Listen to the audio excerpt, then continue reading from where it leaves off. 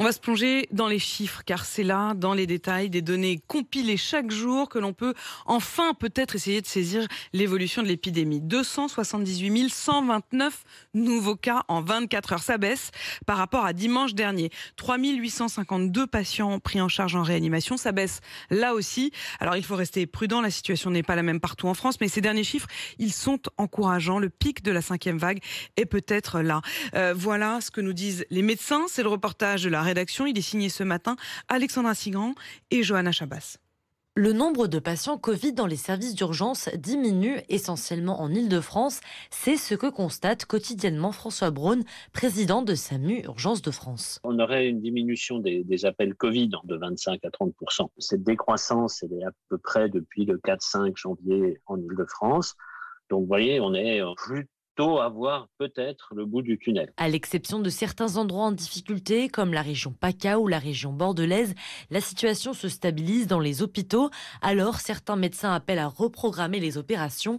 20 à 100% des activités opératoires ont été reportées depuis décembre. Nous avons des déprogrammations qui sont des déprogrammations administratives. Patrick Gasser, président du syndicat AMIRSP. C'est aveugle parce que vous avez des professionnels que l'on ne peut pas transférer dans un autre service parce qu'ils ne connaissent pas le type de prise en charge. Ce qui donne lieu à des situations inacceptables selon le praticien. J'ai une collègue de Marseille qui est chirurgien pédiatre. Elle a pu faire 2 patients qui étaient dits urgents. Les autres, elle a dû les annuler.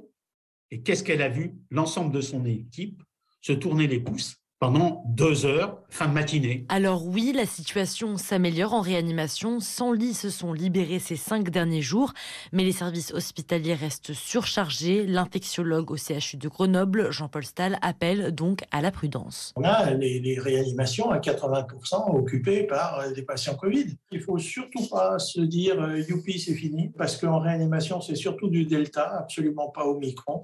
Donc on ne sait pas trop ce que va faire Omicron dans les jours qui viennent. Le médecin précise qu'il faut continuer les gestes barrières et la vaccination avant de crier victoire. Et figurez-vous que les déprogrammations s'arrêtent et on est même dans des reprogrammations dans certains hôpitaux et notamment à Marseille où justement le professeur Jean-Luc Jouve qui est médecin à la PHM sera mon invité à 7h15 pour nous dire qu'il recontacte les patients dont les opérations avaient été déprogrammées pour reprendre rendez-vous.